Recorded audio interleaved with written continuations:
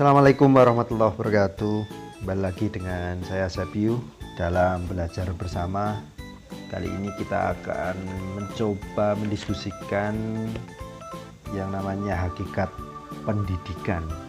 Hakikat pendidikan, wah bisa panjang lebar ini pembahasannya. Tapi kita coba batasi hal apa saja yang kemudian ada dalam konsep dasar pendidikan sebagai bidang keilmuan. Nanti ada pengertian pendidikan, kemudian konsep dasar pendidikan, ilmu pendidikan sebagai ilmu yang bersifat deskriptif normatif, ilmu pendidikan sebagai ilmu yang bersifat teoretis dan praktis pragmatis, serta unsur-unsur faktor-faktor yang mempengaruhi pendidikan. Tuh. Nah, kita coba menggali beberapa pengertian pendidikan. Nanti bisa didiskusikan mana yang lebih cocok ya, mana yang lebih sesuai. Yang pertama, Ki Hajar Dewantara menyampaikan bahwa pendidikan itu daya upaya memajukan tumbuhnya budi pekerti, pikiran, dan tumbuh anak. Nah ini ya, pendidikan berhubungan dengan tumbuhnya budi pekerti, pikiran, dan tubuh anak. Nah, kali ini bisa Anda sesuaikan nantinya. Dan yang kedua, grow and grow itu ada proses berbagai kegiatan yang cocok bagi individu untuk kehidupan sosialnya. Ini berarti bahwa pendidikan tidak harus secara keseluruhan, tapi yang cocok gitu ya. Kemudian John Dewey itu dalam bukunya Democracy and Education, yaitu proses berupa pengajaran dan bimbingan. Jadi mengajar, bimbingan begitu ya. Jadi ada proses mendapatkan ilmu, kemudian dari ilmu itu kemudian dikembangkan untuk apa. Nah, sedangkan dalam Undang-Undang Nomor 20 Tahun 2003 adalah usaha sadar dan terencana untuk meningkatkan suasana belajar dan proses pembelajaran agar peserta didik aktif mengembangkan potensi dirinya. Jadi bukan hanya mendapatkan ilmu, tapi menggali potensi diri. Itu harus digarisbawahi bahwa pendidikan itu menggali potensi dirinya. Jadi bisa jadi tidak semua orang menguasai banyak hal, tapi menguasai sesuai dengan potensinya. Oke, yang berikutnya adalah konsep dasar pendidikan. Ada beberapa hal begitu, ada paling tidak 4 poin yang coba kita gali. Yang pertama adalah mengenai pendidikan untuk manusia. Pendidikan memang untuk manusia, apa iya? Apakah tidak untuk makhluk yang lain? Nah, di sini kita fokuskan bahwa manusia itu dapat menerima pendidikan. Nanti ada pengembangan untuk mengubah dari sesuatu yang belum bisa menjadi bisa. Hewan juga bisa. Artinya sudut pandangnya pasti nanti perlu digali. Dan yang kedua, pendidikan sebagai transformasi nilai. Nah ini ada nilai-nilai religi, nilai-nilai kebudayaan, nilai pengetahuan dan teknologi, serta nilai keterampilan yang ditransfer melalui pendidikan. Kemudian tujuan pendidikan mencapai kehidupan yang lebih baik. Ini yang harus ditelaah. Kehidupan lebih baik itu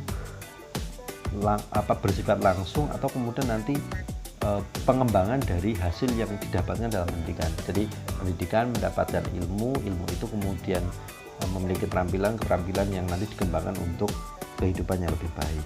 Dan pendidikan berlangsung sepanjang hayat. Pendidikan dimulai dari prenatal sampai meninggal dunia. Artinya bahwa semua orang itu sebenarnya dalam masa sebelum sampai kemudian meninggal dunia itu selalu belajar. Jadi atau selalu mendapatkan pendidikan, entah pendidikan itu sifatnya formal maupun yang lainnya. Nah, ilmu pendidikan sebagai ilmu yang bersifat deskriptif normatif. Jadi ilmu pendidikan bersifat deskriptif normatif berarti menggambarkan norma-norma yang diharapkan. Hal ini berarti bahwa nilai-nilai yang dijunjung tinggi dalam pandangan manusia, seorang atau suatu bangsa itulah yang dijadikan norma atau kriteria untuk mendidik. Norma ini biasanya tergambar dalam rumusan tujuan pendidikan. Jadi bahwa pendidikan itu berhubungan dengan norma. Jadi tidak ada pendidikan yang lepas dari norma. Jadi mengacu pada norma. Kemudian ilmu pendidikan sebagai ilmu yang bersifat teoretis dan teoritis dan praktis pragmatis. Ilmu pendidikan disebut dengan ilmu yang praktis karena ditujukan kepada praktik dan perbuatan-perbuatan yang mempengaruhi anak didik. Jadi ketika mengajarkan, kalau di istilahnya ketika kita diajarkan berhitung, bukan hanya matematika secara teoritis, tapi bagaimana perhitungan itu bisa dimanfaatkan di dalam masyarakat ketika ia melakukan kegiatan di dalam masyarakat atau hal yang lainnya. Kemudian ilmu pendidikan teoritis para cerdik pandai mengatur mensistematiskannya di dalam pikirannya apa yang tersusun sebagai pola pemikiran pendidikan. Jadi dari praktik-praktik pendidikan disusun pemikiran secara teoritis, atau dibalik, pemikiran teoritis yang nantinya dikembangkan secara praktis. Pendidikan sebagai suatu sistem. Di sini berdasarkan Undang-Undang Nomor 20 Tahun 2003, sistem pendidikan nasional adalah keseluruhan komponen pendidikan yang saling terkait secara terpadu untuk mencapai tujuan pendidikan nasional. Komponen apa saja itu yang kemudian harus kita pelajari bersama.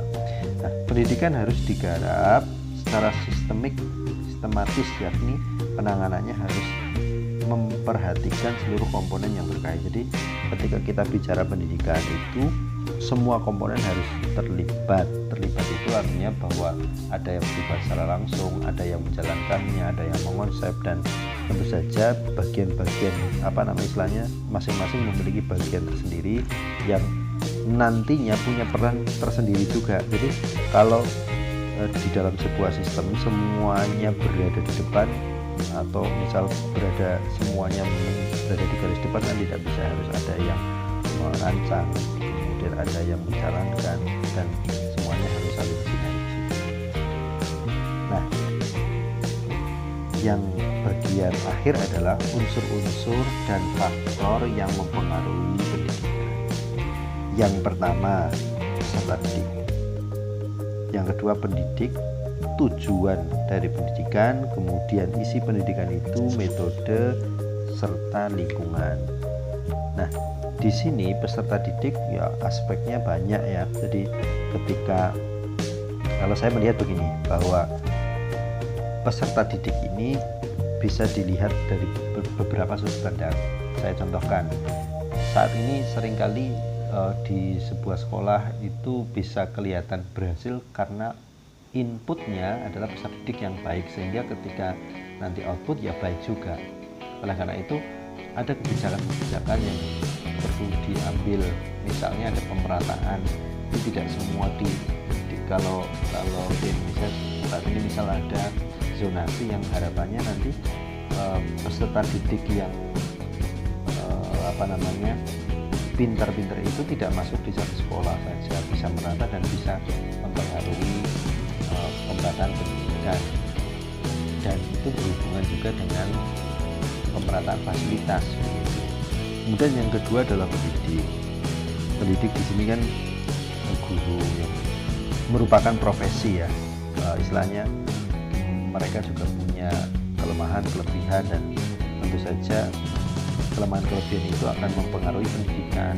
Kalau guru tersebut atau pendidik itu totalitas, maka juga akan mempengaruhi hasil dari pembelajaran. Kalau tidak, ya Anda bisa melihat sendiri ketika ada pendidik yang mungkin tidak, tapi lebih banyak yang totalitas.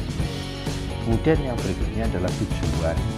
Tujuan itu memang harus jelas, tidak boleh tidak jelas gitu. Ingat, pendidikan itu misalnya gini, pada saat peserta didik mengalami perkembangan, pendidik memiliki tujuan agar peserta didik apa? Satu, pandai berbicara, membaca, menulis, berhitung dan sebagainya. Kemudian memiliki bertambah cerdas, rajin, teliti, berani dan sebagainya, berbudi luhur, cinta bangsa dan tanah air dan sebagainya. Itu karena tujuannya jelas. Kalau tidak memiliki tujuannya jelas, maka tidak ada arahan yang dilakukan oleh pendidik misal begitu, dan semua itu pasti harus dikembangkan ya.